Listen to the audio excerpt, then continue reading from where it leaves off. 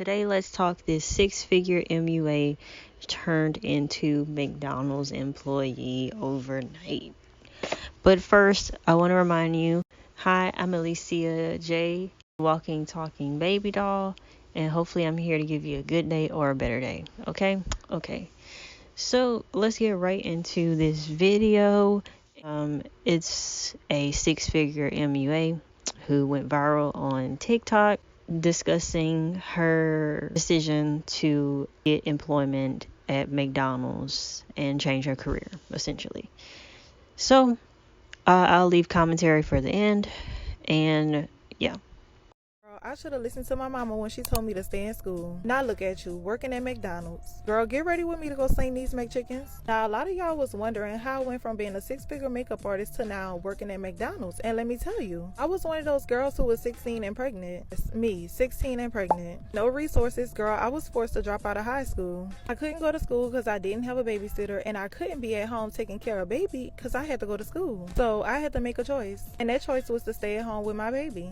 Girl, a few of my classmates during prom season reached out to me, the high school dropout, to do their makeup. Now, I didn't know how to do no makeup. I just knew how to do a little 1 and 2 at the time. But girl, for $30 and a single parent with no job, that sounded like some money to me. With much hard work, dedication, and a lot of practice, I eventually turned this into a business. Girl, when you work for yourself, you don't need no high school diploma. All you need to know how to do is read, write, and arithmetic. I know it may sound crazy, but me being a high school dropout has never changed the quality of life that me and my kids have ever had. You know why? Because God has always provided. But when it came time to return to the workplace, girl, I had forgot that I was actually a high school dropout. Girl, I would have never imagined myself starting over this way. But when you're a boss, you know how to rebuild. Now watch me rebuild.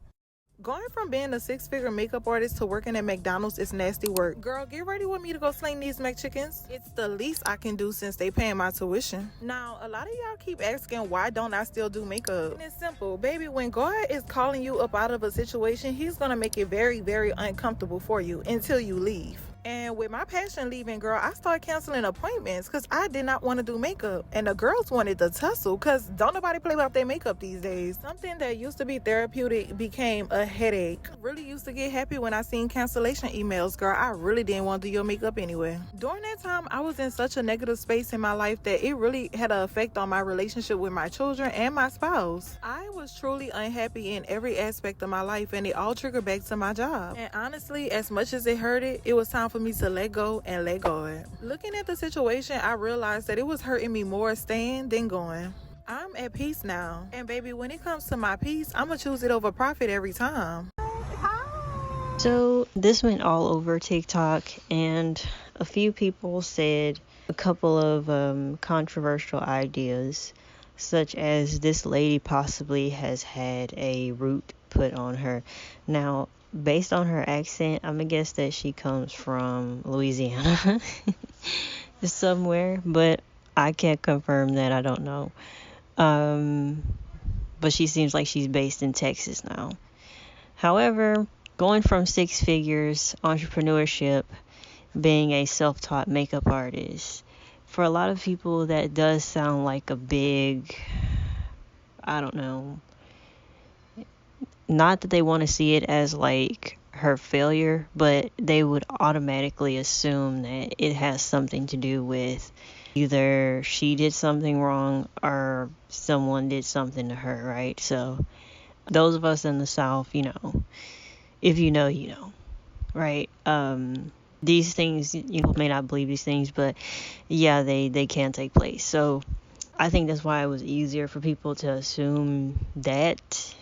And since it's such a drastic change in her life, you know, I don't really want to talk about like my spiritual beliefs. You know, what I will say is I think in a situation like this, it's always good to kind of check in with your spiritual system, whether it's praying to God and asking for a sign, you know, show me this if yes, show me this if no, you know.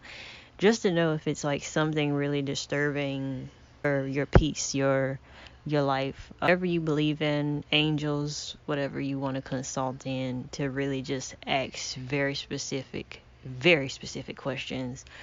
And sometimes you don't, depending on how intuitive you are in building your intuition, you will know. And I think for her, that didn't come to mind at all. For her to feel, if she didn't intuitively feel like that was her issue, I don't think it is. So that stirred up a debate about that, root work and spirituality and all that. So from the video, if I went back and I wanted to see the second video because I really didn't see many people repost or talk about it's not her second video. She has videos in between this, at least 3 or 4 if you go to her page. She's also doing really great on YouTube Shorts, and she's doing really great on TikTok. So it seems like she has other streams of income. But when I watched her last video, actually, I wanted to hear from her why she decided to do this. And she pretty much said, as you saw in the last video, she said it just wasn't, it turned into, not money grab, but it turned into about the profit. And her just not being enthused by it. To her, I don't think it was ever a hobby, really. Just something that she saw that she could work with and do. And the fact that it really wasn't a hobby to begin with, or something that she would probably do nonstop. It's a part of her habits now, but I don't think it's something that was a part of her to begin with. It's just something that she said, oh, I can make bank at home, or starting at home during the time that she did. And she obviously did pretty well, and it served a specific time in her life. Another thing that she did mention that I think a lot of people wouldn't pick up on is the fact that she stated that McDonald's, which I did not see this when I looked this up and I needed it, but McDonald's is helping her pay for her schooling of some sort. So it seems like she's going back to school. She's doing what she has to do to,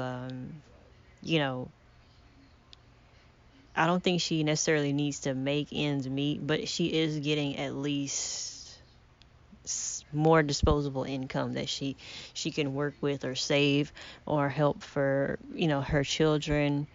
I'm not sure if she's still with her partner, but she said the relationships were beginning to be hard to maintain because she was putting so much time into entrepreneurship. I did run my business for a short time, and I haven't leaned back into it for a while because it's just something about really the way life is going for me and me trying to figure out my lane and my path.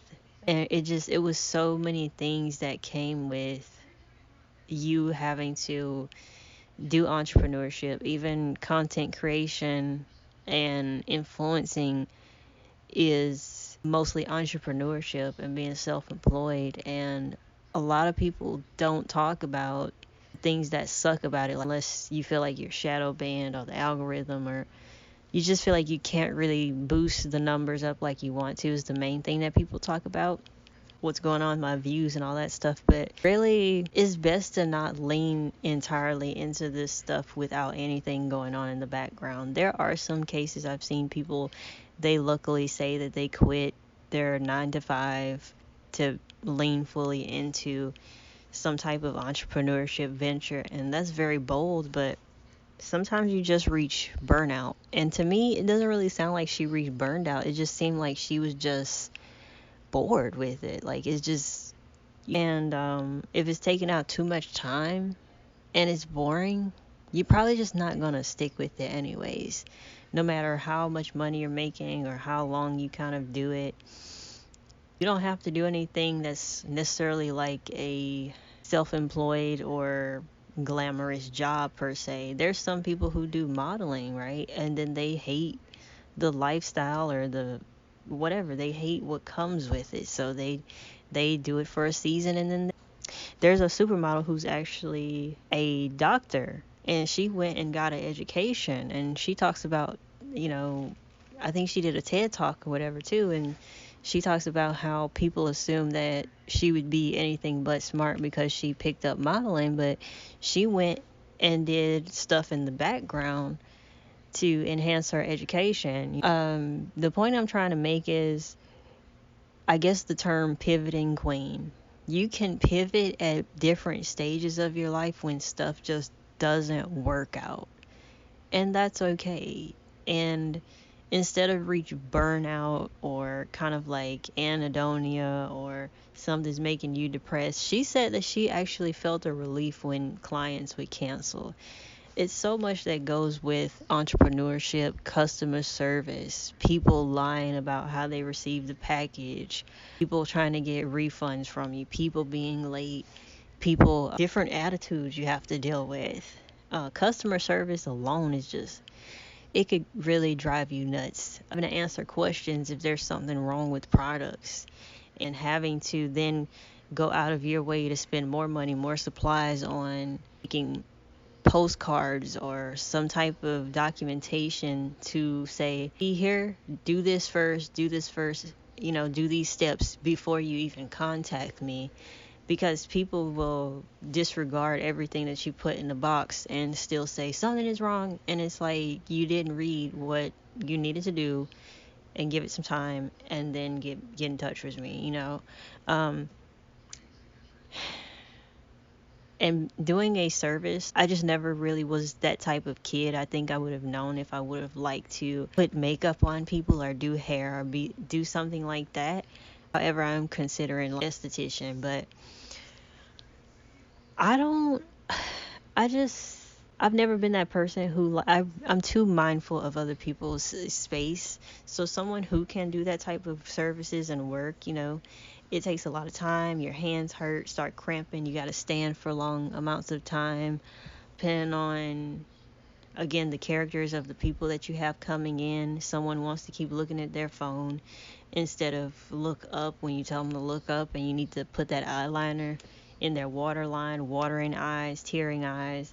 I can only imagine with makeup. I did my cousin, and I slightly did her friend's makeup for prom, and that's as most. I think I've only put makeup on, and my mom. I only put makeup on people about 4 or 5 times, and even though I do love the transformation and I love seeing the person love it, I just, like I said, I'm too mindful, and I'm not always assertive enough to be like, move your head this way or just tilt their head up.